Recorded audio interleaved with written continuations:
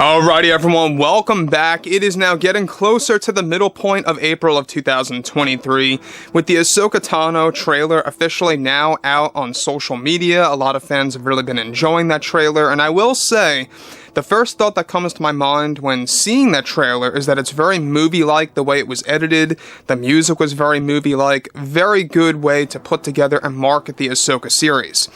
This is Mike Zero. Subscribe if you're new and like this video to see future Star Wars updates. I'm also on Twitter at Mike01. I thank you all so very much for the great and kind support. Now, we all know that it's been well over 2 years since Gina Carano's firing, and of course the absence of Cara Dune from the Mandalorian series. Now, given that Mandalorian Season 3 has been getting mixed reviews, we have seen a lot of fans that have been loving this direction, and a lot of other fans that have been really resenting this direction for, of course, Mando Season 3, especially with Chapter 22. But when you look at things further, we know that Favreau has been very direct with the fans, he's been very much talkative with the fan base, and one big subject that he eventually got on had a lot to do with Gina Carano and Cara Dune, and how it actually involves Kathleen Kennedy in the picture. We're going to be diving into every single piece that Jon Favreau had to say about Gina, Cara, and Kathy.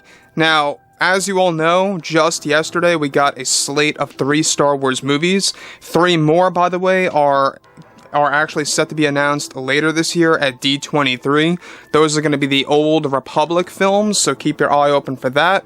But moving on to the next big thing here about what Jon Favreau recently had to say about Gina Carano is very much of an eyebrow lifter. It really makes you wonder to yourself, exactly why does Kathleen Kennedy act the way that she acts? Let's dive into it. Now, with Jon Favreau lately discussing many things with the fans about the future of Star Wars, he eventually went on to discuss new details about actress Gina Carano when he was questioned about Cara Dune and her absence. Favreau went on to state the following: "Well, I don't know if fans will believe me, but I wrote that character specifically for Gina," he says. "We even got the name of the character from her last name, Carano, and I would never in a million years want to do a recast. But what was very challenging was getting Gina to play the character. Myself and Kathy ran into creative struggles when writing Season 1. Kathy felt Gina did not have or hold the acting capabilities to portray Cara Dune in these upcoming shows, and at the time, that was stressful on my end because I felt I was going to have to start from square one. It's not that Kathy didn't like the character, she loved the idea, but she was very standoffish about an MMA fighter playing such a huge role in Season 1 and 2 that I had planned in the beginning. In the beginning stages, Kathy wanted to change her design completely than I previously designed, and that was upsetting at first. It was something I really had to get Dave Filoni in on my side to discuss that this was the design for Cara Dune I wanted to go with." Now let me stop right here for 1 second. Now, we always know that Kathleen Kennedy has had some kind of an issue with Gina Carano. We may never learn exactly what that personal issue is, but whatever it was, it does indeed come before what Gina actually got criticized over of what she posted on social media and Twitter and all the like. So, the struggle between Kathy and Gina, it does predate all of that. It does. And there was something going on. And like I say, that's something that we might not learn about. But the other thing on top of this too is that Favreau is putting it out there that Kathy did not want Gina Carano as Cara Dune in the Mandalorian series, and not only that, once Kathy began to accept that this was Jon's vision and that it was, you can have this character or not type of situation, they allowed her to come on set. But they wanted to change the character's design completely. They wanted to break Favreau's vision, essentially, about Gina Carano as Cara Dune and her design. And that just goes to show you how much interference Kathleen Kennedy really caused with Mando Season 1 and 2 when she had more creative power back in the day. Today, where we stand, Kathy doesn't have as much power in comparison to a couple of years ago. She's got creative power over Acolyte and Skeleton Crew. Those are her 2 big shows, by the way. And of course, Jon and Dave are attempting to fix elements of those shows. But I digress. On to the next thing. So, at no surprise, Favreau goes on to elaborate things further about what was going on between himself, Kathy, Dave, and Gina, and goes on to state the following about all of this, is that, alright, she was very standoffish about this actually becoming a thing in Season 2. Kathy wanted to hide Gina's face because she felt Gina was too recognizable from past projects like Fast and Furious, and even from her career from being, of course, an actual fighter, and her films like Fast and Furious that were going to take fans out of the experience. But I did not think so. Now, Favreau really makes it clear here that he did not think that those projects that Gina was involved in was, not going to interfere with the fans getting taken out of it. Basically, what fans did get taken out of Star Wars with was in the latest episode, where we had Lizzo and Jack Black entering into the scene. I've seen a lot of criticism over this actual moment, and I will be honest with you guys, that took me out of the experience.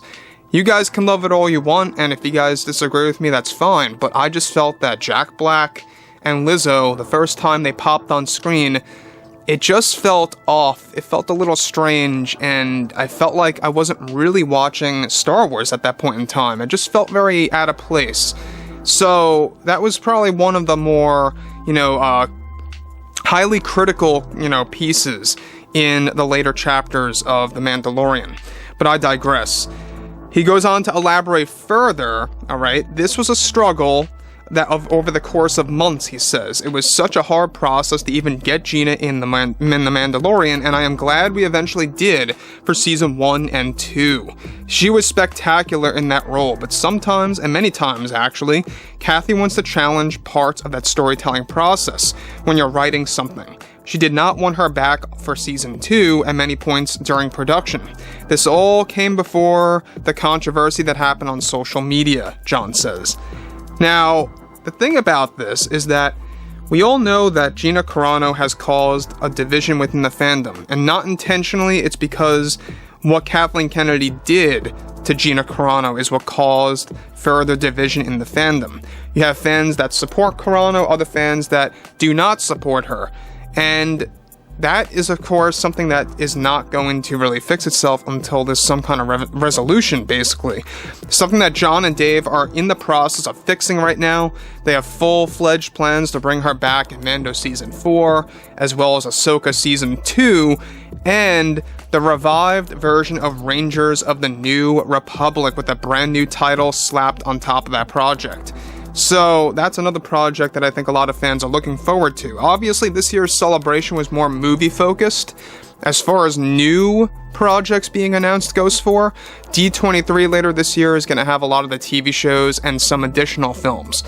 So anyways, I'm very intrigued to hear what you guys have to say about Gina Carano and what happened between herself, Kathy, and how Kathy was interfering with the design of the character, and even Gina getting placed in Season 1 and how she wanted to exclude her even from Season 2. So guys, drop a comment below, fill me in on that, what you guys think about all of this, and if you guys did enjoy the content for today, make sure to drop a thumbs up on this video to support the channel. I thank you all so very much for the kind support, and I'll catch you guys next time.